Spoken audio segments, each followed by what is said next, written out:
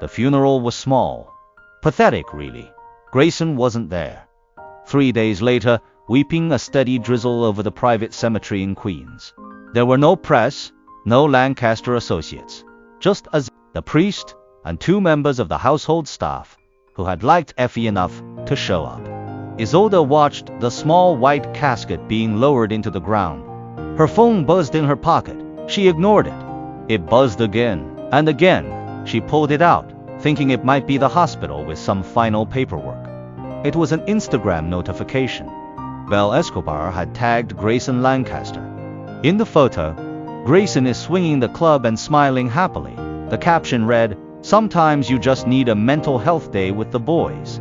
Isolde stared at the screen until the pixels burned into her retinas. A mental health day. While his daughter was being buried in the mud, she didn't scream. The part of her that could scream had died in the ICU. She went home. Isolde walked into Effie's room. It still smelled like baby powder and lavender. She began to pack. Clothes into boxes.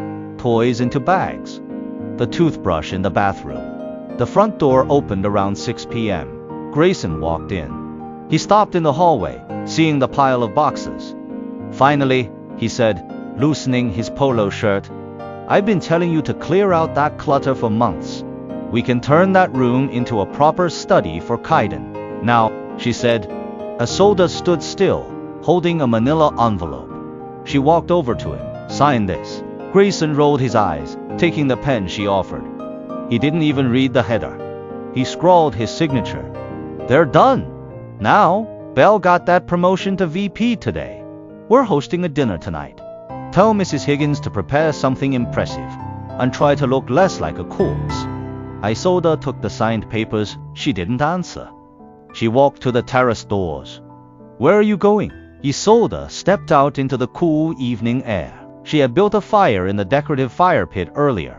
The flames licked up the sides, curling the photos.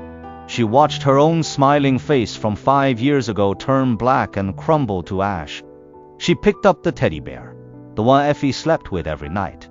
She dropped that to Isolde. "What are you burning?" Isolde turned to look at him. Her eyes were voids. "Trash," she said. "Just trash." Grayson was standing at the glass doors, a glass of water in his hand. He looked confused. He sniffed the air. Grayson frowned. He felt a sudden sharp pain in his chest, a tightness he couldn't explain. He rubbed his sternum. "Stop being weird. Get dressed for dinner." He went back inside. Isolde watched him go. She turned back to the fire. The bear was gone. The photos were gone. She walked back into the kitchen and took down the bottle of prescription sleeping pills, the ones the doctor gave her for her nerves. She poured a glass of water.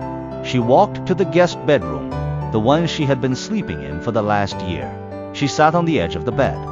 She swallowed the first pill, then the second, then the handful. She lay back, crossing her hands over her chest. "I'm coming, Effie," she thought. "Wait for Mommy. I'll be with you soon. I think I can see you." The first thing Isolde felt was weight, a crushing, suffocating weight on her chest.